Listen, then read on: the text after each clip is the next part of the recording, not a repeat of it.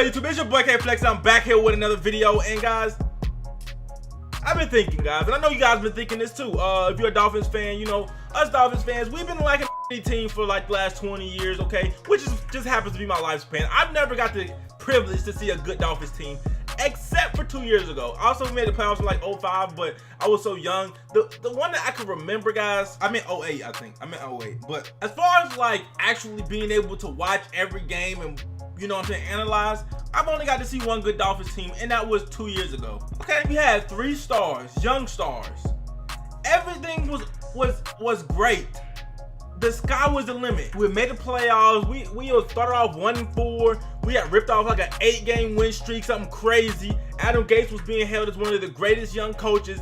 He was prematurely named the next Don Shula, okay? Way prematurely named the next Don Shula. Everybody loved Gase. We adapted the slogan, trust in Gase. We made the playoffs. Did lose, get beat badly by a team that we beat in the regular season, but looked good. Fast forward to barely 2 years later, not even two real calendar years later, the Dolphins have fell off a cliff, okay? 2 of the 3 young players that I named are now gone on offense. 2 of the 3 young Pro Bowlers that we had, well, actually the only 2 Pro Bowlers we had, are now gone. Adam Gase, who was once known as one of the best young coaches, just 2 years ago, we thought we had the best coach out of that whole class, but it ended up being Doug Peterson, I guess. But we thought we had the best coach out of the whole class. Now that same coach is entering a year for his job. What happened? How does 1 year, 1 football year, make that much of a difference? We lost both our Pro Bowlers, and now our coach, who was so highly coveted, so highly praised, is now fighting for his job. Now, I was thinking about this. I'm like, what happened? You know what I'm saying? And I'm eating my Skittles. I mean my Starburst jelly beans, guys. I'm addicted to candy, okay? Everybody's addicted to something, okay? Dolphins front office is addicted to crack. I'm addicted to Starburst, okay? Just how it is. Now, back to the story. Now, I was just thinking, like, you know, where did it go wrong, guys? And we could say a lot of things. You could say, oh, well, Adam Gase is a shitty coach. By the way, I want to clarify something. Adam Gase didn't have anything to do with Jarvis leaving. Jarvis's mom actually retweeted a tweet that said it was the front office. It didn't have anything to do with Gase. And since his mom retweeted that, I'm going to assume that that's actually what the fuck it was. Because I assume that if anybody would know why, it would be her. So I'm going to go ahead and say, you know, I said in the previous videos that I think Adam Gase had something to do with it, but apparently he didn't. So I'm going to stop saying he had something. I know he had something to do with bringing in Cutler though, but with that, I'm gonna stop saying that. I don't think he had anything to do with Jarvis leaving. Now, anyways, I started to think, and I realized the moment everything went wrong, and if you guys have read the title or seen at the beginning, this was the moment that the Dolphins dynasty that we were supposed to have, okay, that we was this close to building, went off the rails.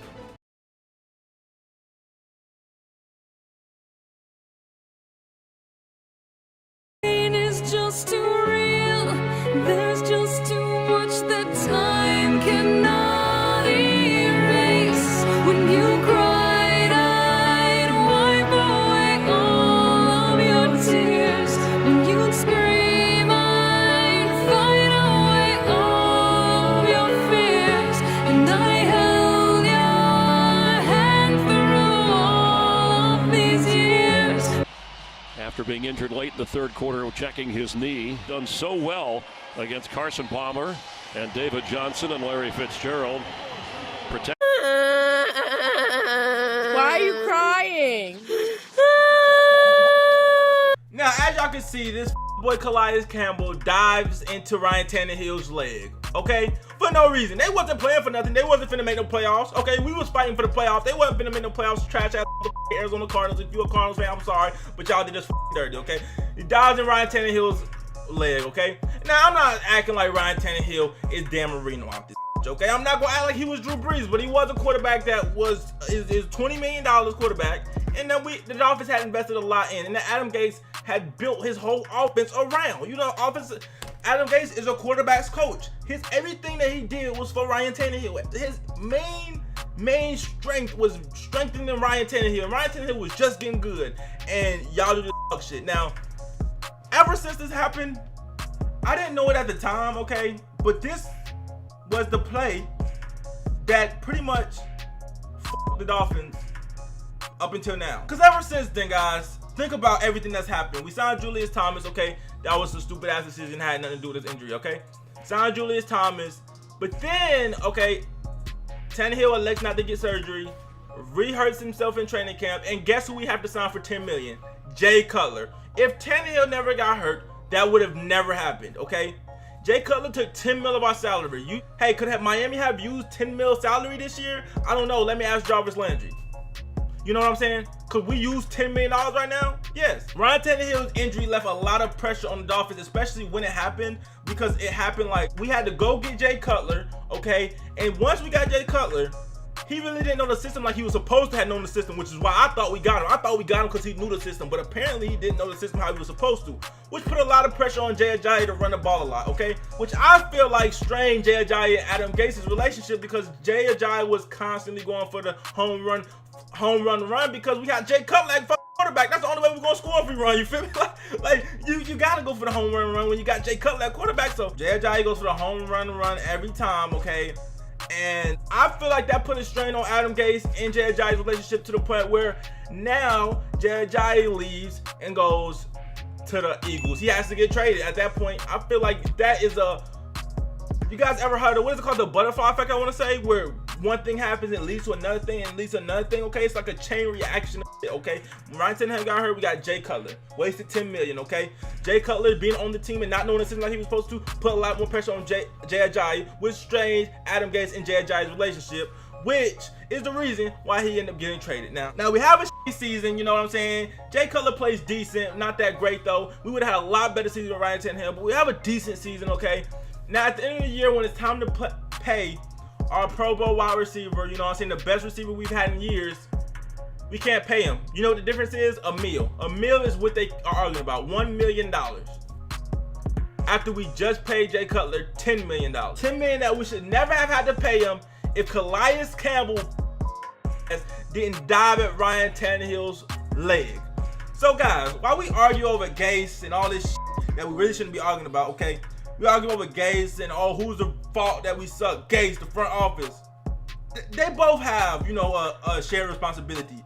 But it's none of their fault that Ryan Tannehill got hurt, okay? It's not even really Calais Campbell's fault, but I'm blaming him because the motherfucker dived at his leg, alright? So, at the point where we can say who ruined the dynasty, okay? And I'm not saying it's ruined yet because it's only been 2 seasons. We can bounce back this year, but if the dynasty is ruined, let's just say who ruined the dynasty is not Adam Gase. It's not Adam Gase's fault.